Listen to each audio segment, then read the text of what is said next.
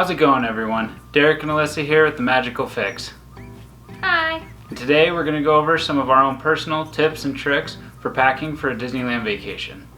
Alright, so naturally everyone's going to have different needs and wants when it comes to packing for Disneyland, but here's some of the things that we like to bring in order to make the trip more comfortable and enjoyable as possible. Personally, me, I'm a list freak. I make a list for absolutely everything. So when it comes to packing, I make a list. I like to use an app on my phone, like this one here. That way, you can put down everything that you're going to need for everybody that's traveling with you. Make sure when you get there you don't have anything that you forgot at home, nothing unnecessary that you need to buy once you get on vacation, and that way you have that peace of mind once you get there. Alright guys, let's start with the basics. So the most important thing that we like to bring is the right shoes. You're going to be walking around the park a lot and standing a lot, so I myself like to bring my handy little running shoes here. They're Brooks. They're actually really comfortable. They might not be the cutest for you girls, but they are going to love your feet, or I guess your feet are going to love them by the end of the day. I mean, these are really cute, but let's face it, walking around a park all day and standing, you might want to kill yourself. So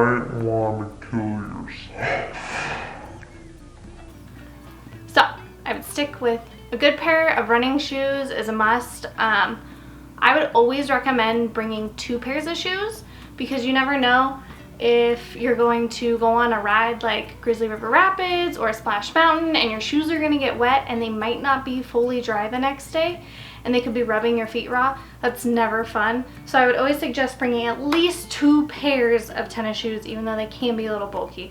And of course, like some flip-flops or Toms or something that you can slip on when you're walking around the hotel.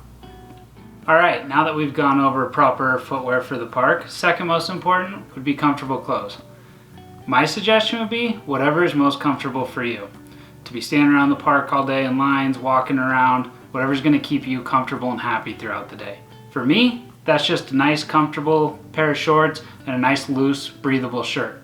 Alyssa, on the other hand, she might wear something like this. I don't think it'd look so cute on me, so I'm going to stick to my shorts and my t-shirt. Now on that note, a Disney shirt is always a must for our family.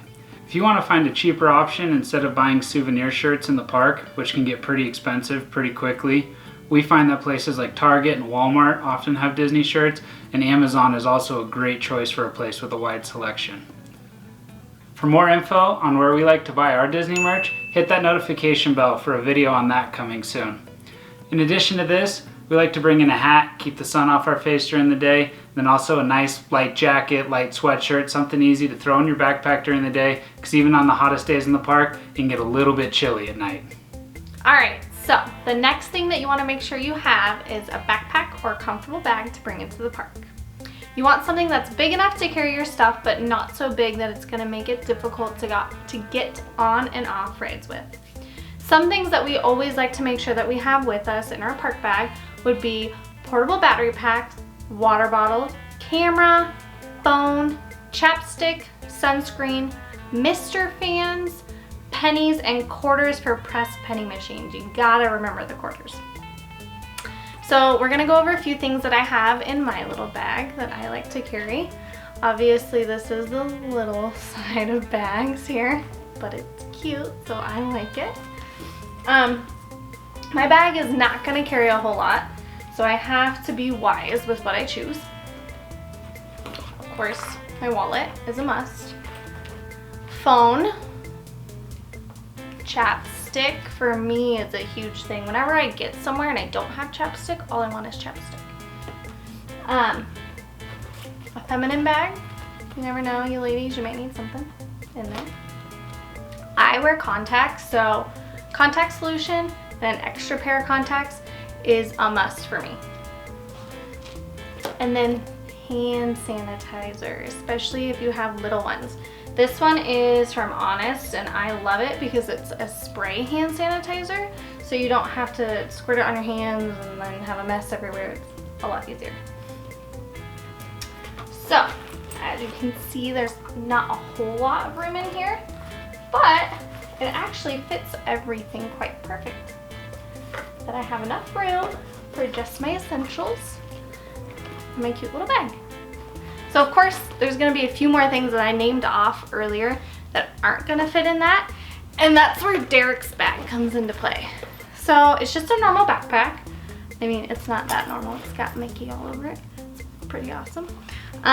So in his bag, we like to carry mister fans, battery pack, sunscreen, water. We also like to put our merchandise that we might be buying in the park in here, because let's face it, nothing else is really gonna fit in my bag. So maybe sweatshirt, shirts, coffee cups. There's a ton of little trinkets and stuff that you can buy. So his bag is kind of the bag, and mine is just the cute bag. If you have little ones, there's obviously a lot more planning when it comes to packing for a vacation, especially Disneyland. So first things first, the stroller. If you're able to travel with your own stroller, we do highly recommend this. But if you simply just don't want to hassle or you are not able to, that is all right, because you can rent one from Disneyland. One thing to keep in mind is if you are renting your stroller through Disneyland, that it cannot leave the security checkpoints. So you will have to park your stroller in the designated stroller parking areas before going back to your hotel for a midday swim or a nap, which can be kind of a hassle. Also, you will have to rent your stroller every day. You can't just rent a stroller and then that's it. You have to turn it in at the end of every day, and then you have to go back and re-rent a stroller, which can be kind of a pain when you just want to get to the park and you want to get in instead of waiting in line, renting a stroller, and then waiting in line and getting into the park. So, but I mean, they do have options. Also, if you are bringing your own stroller, make sure that it is within the Disney's new stroller guidelines that went into effect May 1st, 2019. Your stroller cannot measure more than 31 inches wide and more than 52 inches long. Also, wagons are no longer allowed in the park or the downtown Disney district at all. Now that we have that housekeeping out of the way, let's move on to baby and toddler essentials. Of course, diapers and wipes are a must if you have little ones that aren't quite potty trained yet. We also like to bring some snacks, not only with us to keep our little ones in a better mood, but it's also a great way to keep them busy when we're waiting in line for rides. And as parents, we all know that we almost always forget something, and let's face it, if it wasn't for Derek, I'd probably forget everything. But that being said, there is a baby care center located in each of the parks, which is amazing. I did not know this was here until I had a kid, which is probably why I didn't know it was here. Anyway, we highly recommend checking it out. They carry all of the essential items you may run out of or forget for your little prince or princess.